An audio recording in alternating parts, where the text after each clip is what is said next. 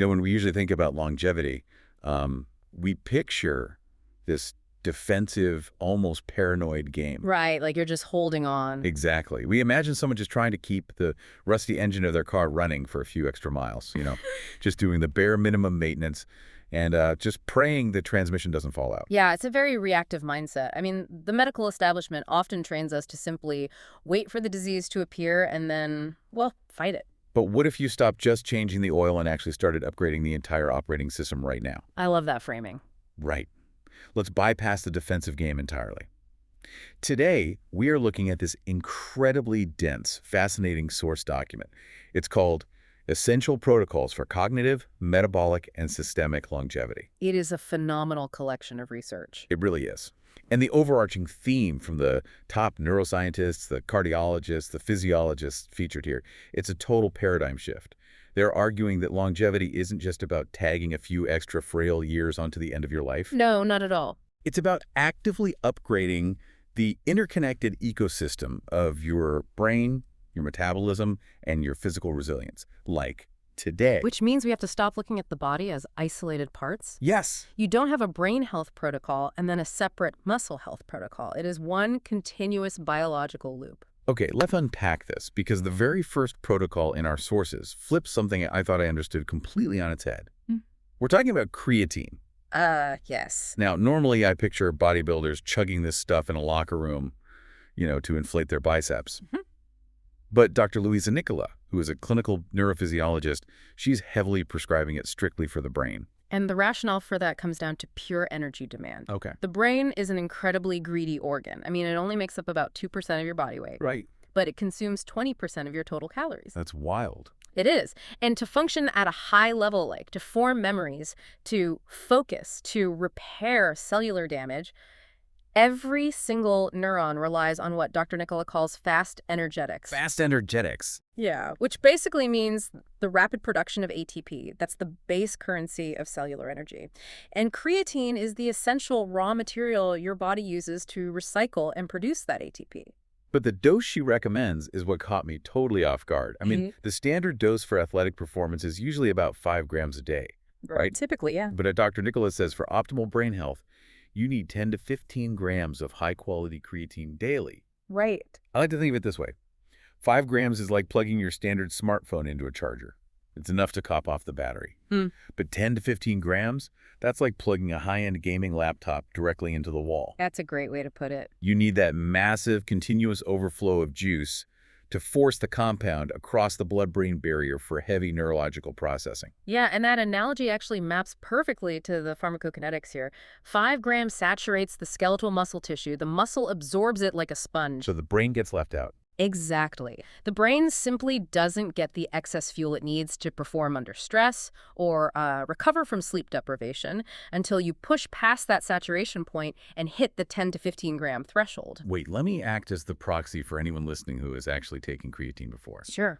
If you drop 15 grams of creatine into a glass of water and just chug it, your stomach is going to absolute war. Oh, yeah. The gastrointestinal distress is very real. How is she suggesting we take this without ruining our morning? Well, you don't take it all at once. The protocol requires splitting that dose throughout the day. So say 5 grams in the morning, 5 in the afternoon, and 5 in the evening. Oh, I see. This keeps blood levels stable and entirely bypasses the digestive upset. And the clinical results of hitting that threshold are just remarkable. The sources highlight an 8-week pilot study with Alzheimer's patients. Right, I saw that. When given 20 grams of creatine daily, they showed measurable, tangible improvements in cognitive function. Wow. Just from giving the brain that sheer volume of ATP, it provides the raw energy required to actually rebuild damaged neural pathways. Exactly. And the sources also mentioned Dr. Nicola using this high-dose protocol for patients recovering from concussions and traumatic brain injuries, too. Yeah, because if we follow the biological logic here, cellular energy production in the brain dictates how your entire nervous system functions. And that actually transitions us perfectly to how we measure the output of that energy in the physical world. Which brings us to the most bizarre metric in the entire document. It sounds weird at first, I know. The sources feature J.J. Virgin. She's a triple board certified nutrition expert. And she claims the ultimate test for my brain health and systemic longevity is grip strength. Yep. Grip strength. I have to push back on this. Am I seriously just squeezing a $30 hand grip dynamometer to see if I'm going to live longer? Why can't I just look in the mirror to see if I have muscle or, I don't know, step on a body composition scale? Because a scale only measures your relationship with gravity, right?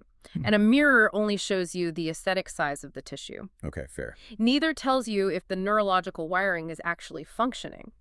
The grip dynamometer, that $30 device you mentioned, it measures the electrical signal traveling from your motor cortex, down your spinal cord, through your peripheral nerves, and into the muscle fibers. Oh, wow. It is a highly accurate proxy for the robustness of your central nervous system. So someone might look really muscular, but if their nervous system is degrading, they literally won't be able to generate the actual force to squeeze the device. Precisely. It tests the wiring, not just the hardware. Okay, that makes sense. Yes, and the epidemiological research backing this is undeniable.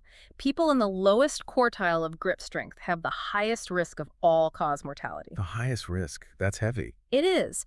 But the specific crucial rule you need to know isn't just about hitting a high number. It is about bilateral symmetry. Meaning between the right and left hand. Right. When you test your grip, the difference in strength between your right hand and your left hand must be less than 10%. And if the asymmetry is greater than 10%. Research indicates it is an early clinical marker for cognitive decline. Your brain operates in hemispheres, and severe asymmetry means the neurological signal is degrading on one side of the central nervous system. That's terrifying, actually. It's a glaring early warning system for neurological aging. This is why J.J. Virgin forces her clients to throw away traditional weight scales. Scales reward harmful muscle loss if it means the total number goes down. Which is the opposite of longevity. Exactly. A dynamometer measures quality muscle that actually maintains your independence, prevents frailty, and proves your brain is successfully talking to your body. Okay, so if testing the wiring is step one, then upgrading the wiring requires targeted physical stress. We have to trigger adaptation. Yes. Which brings us to the protocols from exercise physiologist Dr. Stacy Sims and Dr. Tina Moore. They are basically begging us to abandon the endless, moderate intensity sweatfest boot camps. Yes, please. And start lifting heavy. The protocol is highly specific to maximize hormonal and neurological output.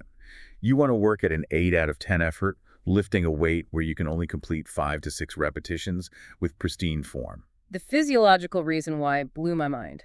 Lifting in that heavy, low-rep range actively changes the molecular isoform of your muscle fibers. Yeah, it's incredible. It shifts them from slow-twitch endurance fibers into fast-twitch power fibers. And those specific fast-twitch fibers act as massive glucose sinks. That's the key. The mechanical tension of the heavy weight physically opens the doors of the muscle cells, the GLUT4 transporters, I think, and pulls sugar out of your bloodstream without needing a drop of insulin. Which, for anyone worried about metabolic health or prediabetes, is an absolute superpower. It creates a metabolic buffer. Right. But there is also a profound structural necessity here. Dr. Tina Moore's own story in the sources perfectly illustrates the danger of losing what she calls tissue integrity, right? She suffered a catastrophic herniated disc. And she didn't do it trying to deadlift a truck in the gym. She literally just bent over in her living room to pick up a thin dog mat. Because without that heavy strength foundation, your structural integrity degrades until you become fragile to everyday life. Just bending over. Yeah. She had to undergo a brutal rehabilitation, utilizing heavy lifting to rebuild her physical chassis just to heal her chronic injuries. But beyond the metabolic and structural benefits, the neurological magic of heavy lifting is what truly stands out here. You're talking about cerebral angiogenesis. Yes. When you strain the central nervous system with maximum effort heavy weights, your body realizes it needs better infrastructure to handle that intense signal, so it promotes cerebral angiogenesis, which is the actual growth of brand new blood vessels in the brain. Wait, really? New blood vessels? Yes. A recent randomized controlled trial demonstrated that lifting at the heavy end of the spectrum significantly increases neuroconnectivity in the prefrontal cortex. And they didn't see that effect with like light body weight squats or jogging? Not at all. The central nervous system only upgrades its own circuitry when the mechanical stress is severe enough to threaten its current capacity. It acts as a profound shield against neurodegenerative diseases like Alzheimer's. Okay, so mechanical stress forces the body to adapt and rebuild. But mechanical stress isn't the only way to tap into that biological phenomenon, right? No, it's not. There's a whole section here on leveraging thermal stress It's the concept of hormesis, exposing the body to a short, intense shock so that it overcompensates and comes back stronger. Enter the sauna. And the protocol from longevity researcher Bill Gifford and cardiologist Dr. Jerry Lachkanen is robust. 3 to 4 times a week for 10 to 20 minutes, safely elevating your core body temperature. The data they cite from the copio-ischemic heart disease study had me rereading the page. It's unbelievable data. They tracked 2,300 Finnish men over decades. Men who hit that sauna protocol 4 to 7 times a week cut their risk of fatal heart attacks in half. Half. Yep. And their risk of Alzheimer's disease dropped by a staggering 63%. I mean, it sounds almost like science fiction that sitting in a hot room could prevent dementia. But the mechanism is fascinating. What's fascinating here is the activation of heat shock proteins. Okay, break that down for me. What are heat shock proteins actually doing inside the cell?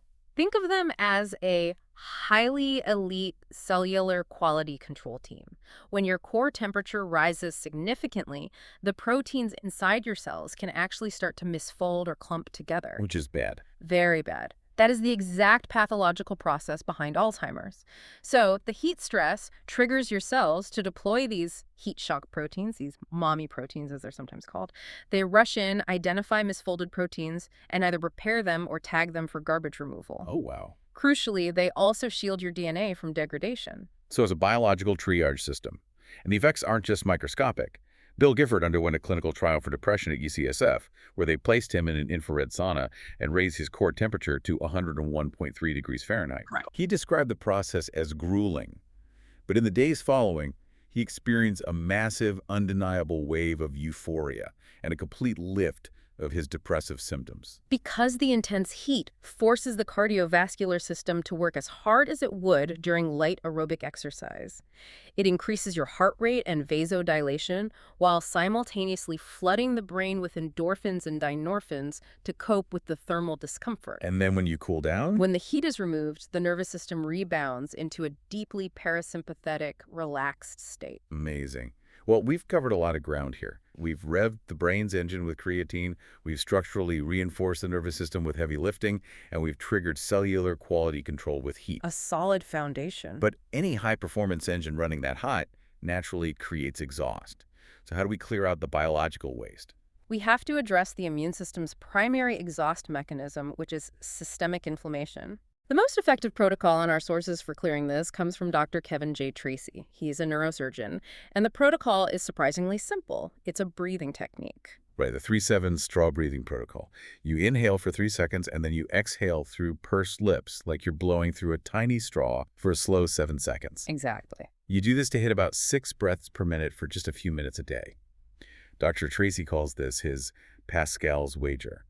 It's a completely free habit he pairs with meditation to actively suppress his body's inflammatory burden. But I really want to understand the plumbing here.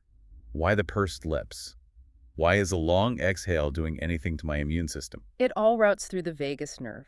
The vagus nerve is the primary information highway between your brain and your organs. Okay. Taking long, slow exhales with added resistance like breathing through a straw mechanically stimulates vagal tone. And high vagal tone triggers what Dr. Tracy discovered and named the inflammatory reflex. So the brain is actively communicating with the spleen and the immune cells. Yes.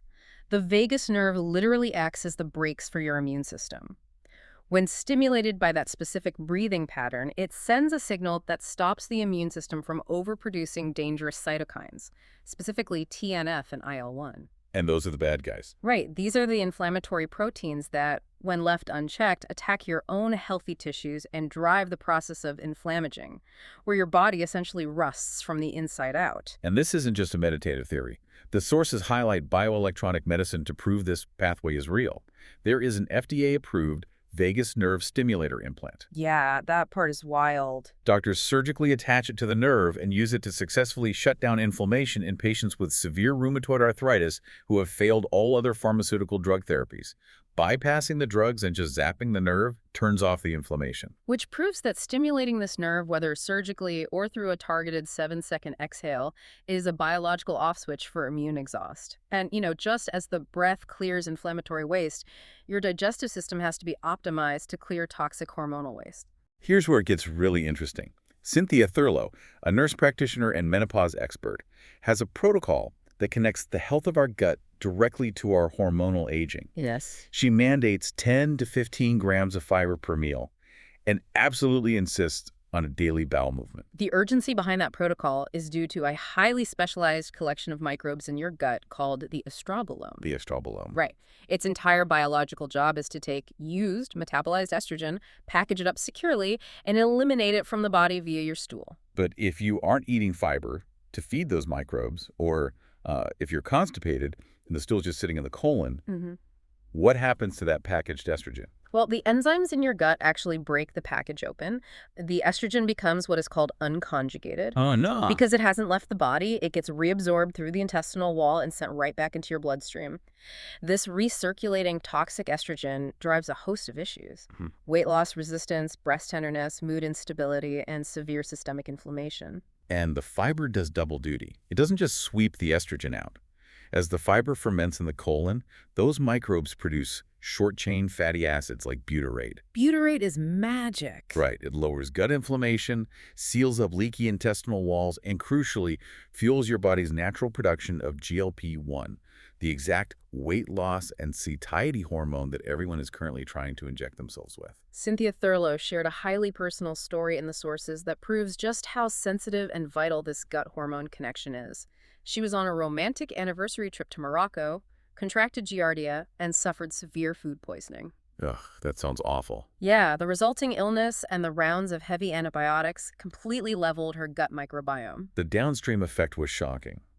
Because her gut was destroyed, her estrobolome couldn't process her hormones, and it plummeted her into aggressive early perimenopause. It's a stark warning. It really highlights this undeniable direct pipeline between the health of your digestive tract and ovarian aging. It emphasizes the interconnected ecosystem we talked about at the beginning.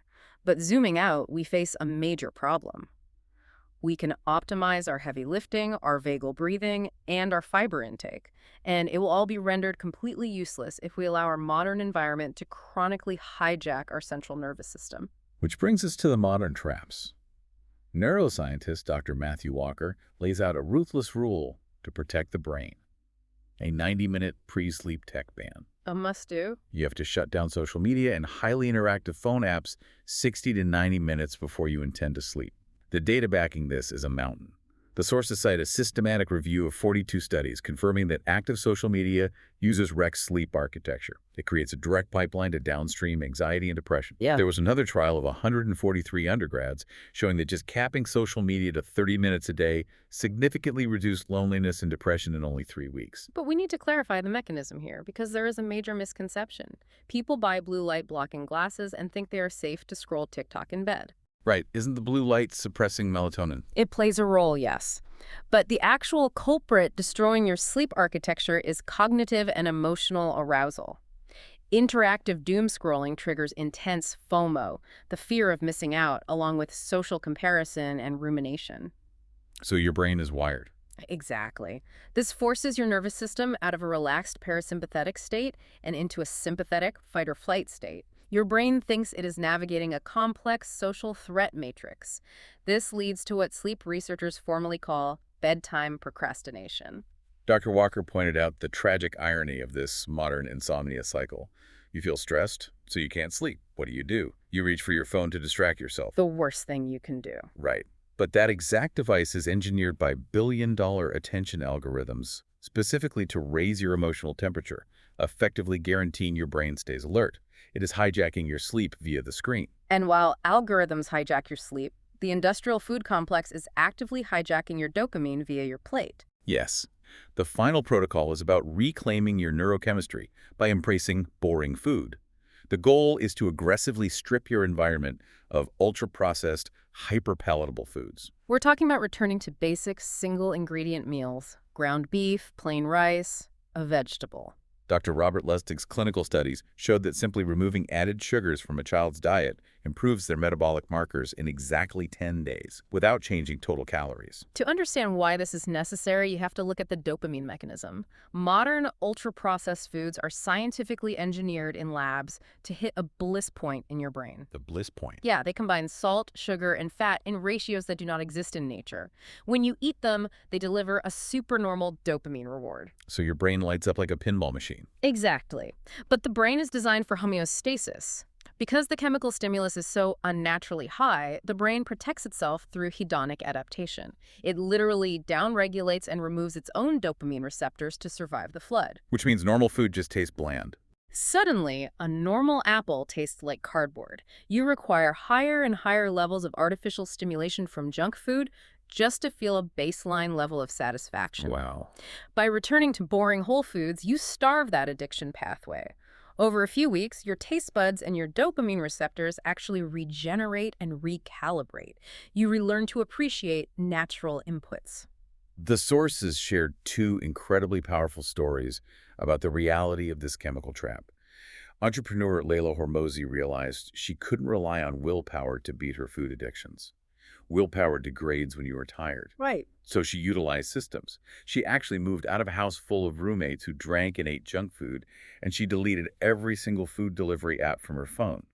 She created extreme physical friction to access hyperpalatable food, removing the need for daily discipline entirely. On the flip side, clinical psychologist Dr. Jen Unwin shared a moment of profound, terrifying realization. She found herself actively lying to her own family so she could secretly drive out to a garage and eat Ben & Jerry's ice cream alone in her car. Man, that's heavy. That was the moment she realized it wasn't just a bad habit or a lack of character, it was a genuine physiological chemical addiction driving her behavior. It fundamentally reframes how we should look at the ultra-processed boxes in our pantries. So what does this all mean? For you listening, the overarching lesson of this deep dive isn't about rushing out to buy expensive, futuristic longevity hacks or magic pills. Definitely not. It is a two-step process. First, apply very specific, potent biological stimuli.